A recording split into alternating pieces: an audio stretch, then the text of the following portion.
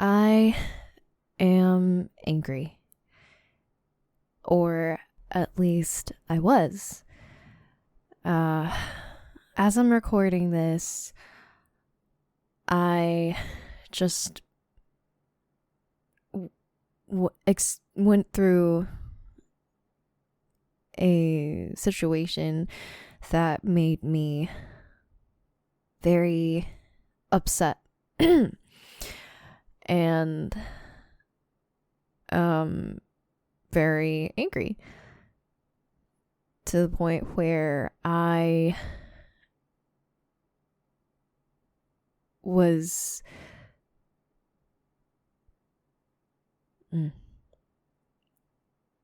hitting things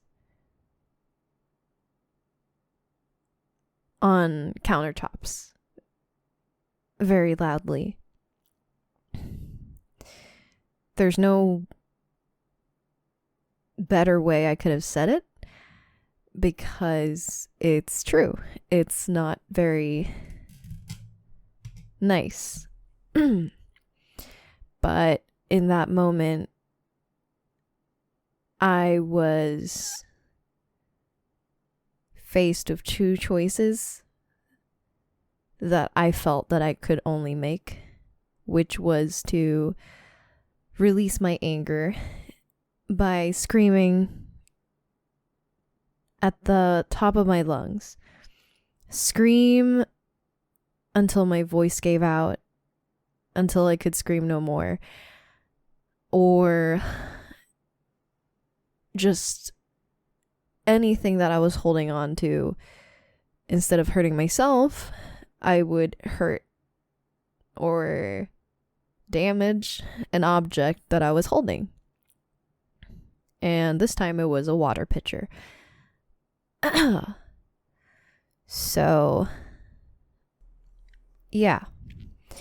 When I was a baby squishy, when I got mad, or as mad as the time that I am now, or I was just in, I would scream.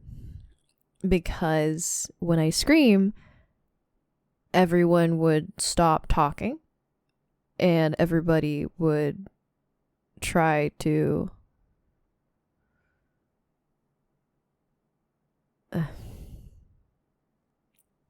everyone would stop talking. And usually those people that were hearing the screams were the people that made me mad in the first place. So I screamed because I wanted to hurt their ears. And it was also the fastest way of exerting all that pent up emotions that I was feeling in that moment. And using up all that energy that I couldn't release anyway, because violence is never good, and you would very soon regret it if you do. So instead, I screamed.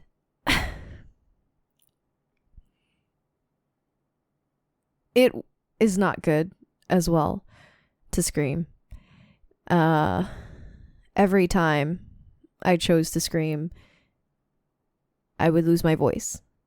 And almost immediately after or during, I would cry, because I am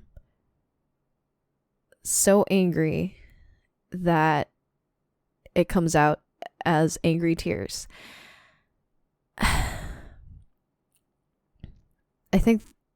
I don't know when this started, but I've always released my anger in these two ways. And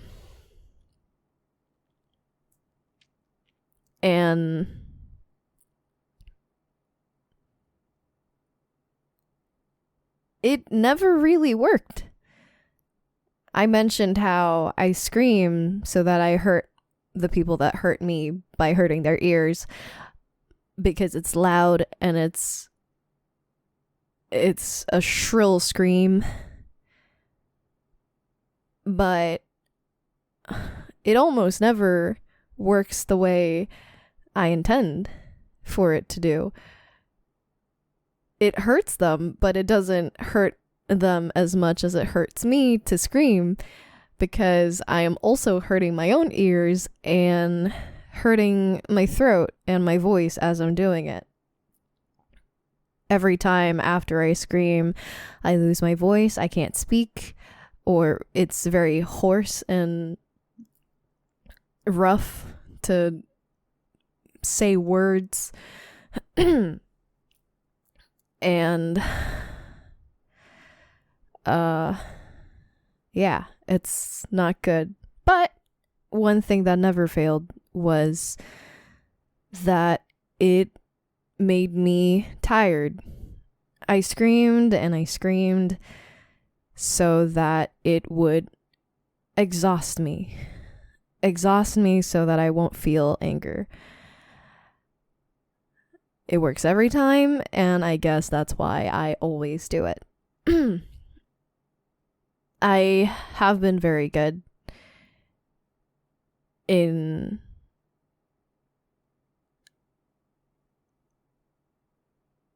that I've not been screaming whenever I get to the point of being so angry that there's no way, like I have to release it soon. If not, then it's gonna hurt keeping it inside and it feels terrible. It's when you can feel your heart tense up, and it just feels very tight, so taut that it feels like if you were to hold on any longer, it might just pop. And it feels terrible to do that. So in order to have a quick burst of release, something that's just done, that's started and done almost immediately,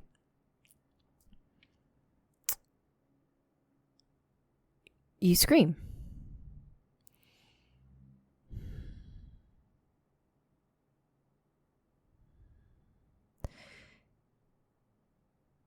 Using objects and slamming them or hitting them against one another very aggressively, violently, just as hard, slamming a door closed as hard as I can, where it makes a very loud noise, potentially, damaging some inner mechanisms.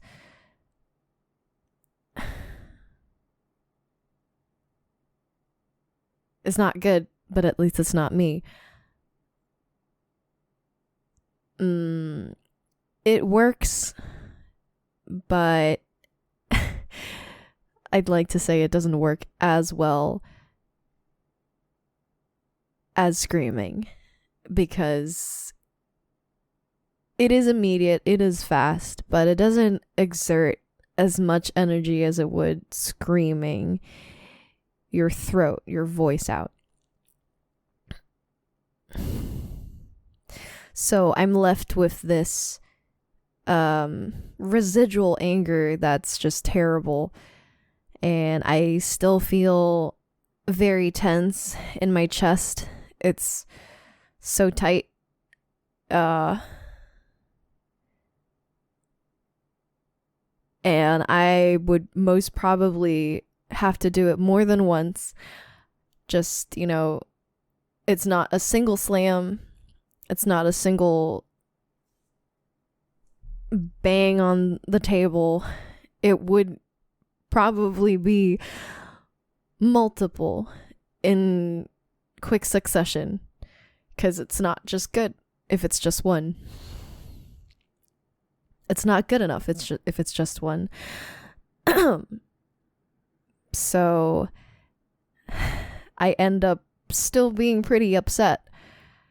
And I know very well that I shouldn't be doing that. But in that moment, it feels like I have to, or there's no other choice than to do it. So maybe after a couple of times, it released a little bit of energy. I can think a little bit more, and I tell myself that I would really love to continue hitting stuff some more, breaking something, but it's going to be more work to clean up afterwards. So I try to convince myself and talk myself to stop, or to just talk myself into calming down. It's very hard to do that, especially if it was a situation that made me angry because of someone or something that someone said. So it involves a second party. It's not self-induced anger. It's an external factor affecting you. So it makes it very hard to calm down when it feels like the person that made you angry is the one at fault, and they should feel bad, feel guilty, and apologize. Come up to you and apologize for what they did, because it was not nice. But not everyone's gonna do that. And most of the time, for a lot of cases, it doesn't happen like this. Some people are just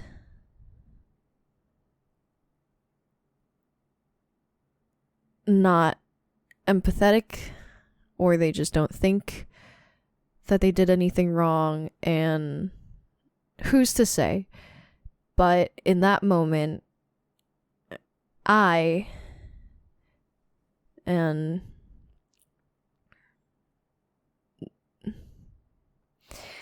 you would feel that you deserve an apology for what they did to you that made you so upset. At this point, I don't really know if I am recording this and talking as if I'm trying to document and explain my anger and explain my anger in hopes of relating to other people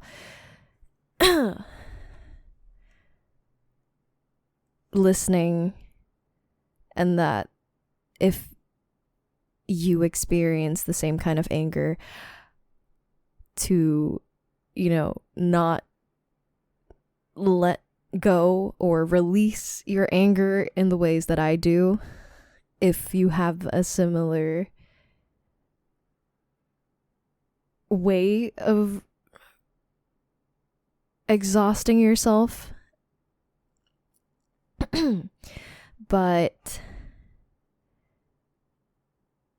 yeah.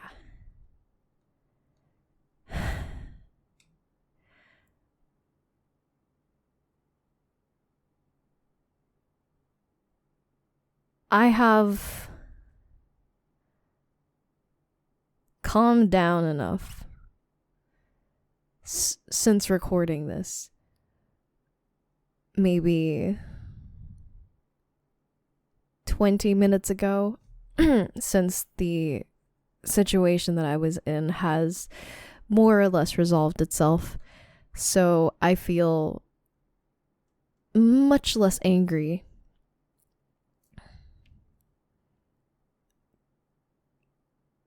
compared to when I was initially in that situation. So talking about it is a little difficult because I'm not in that moment, and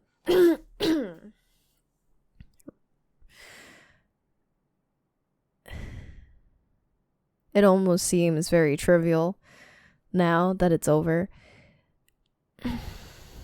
But I guess let this be a reminder and something to help me and other people.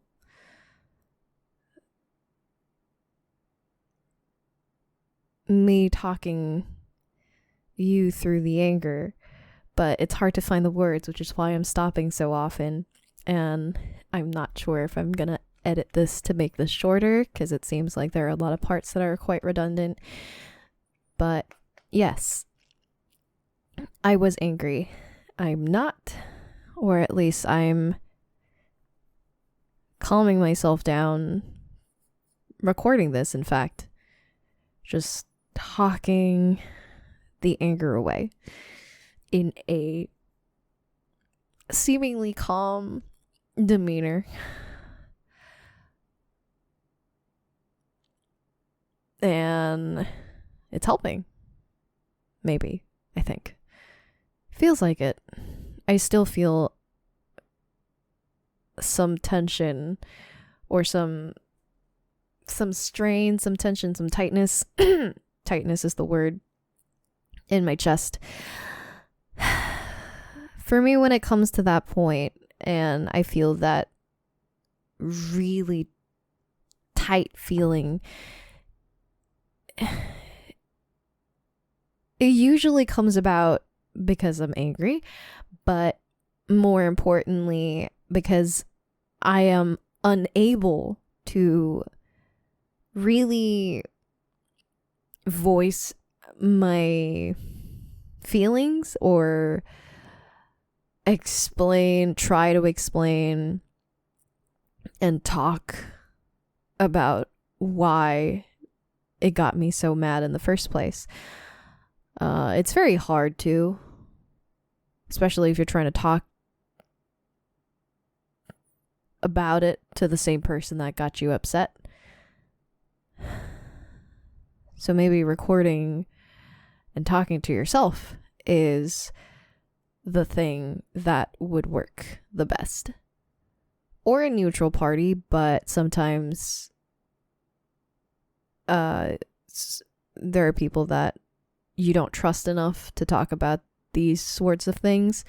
And hopefully the person that you trust the most one of them will be yourself. Yeah.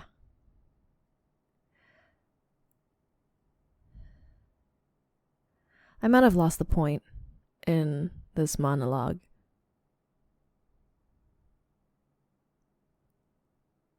But if you are angry,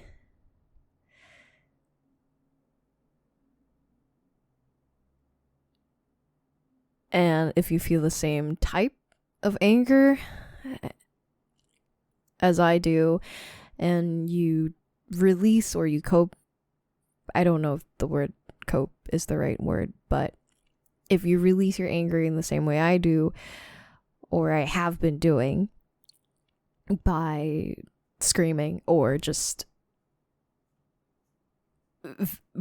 violently banging things, hitting things, slamming doors as hard as you can with excessive force or something similar, it's very hard not to, especially in that moment when you feel that anger. And I don't even know if I can follow the rules and the advice that I set myself, or I'm telling you to, but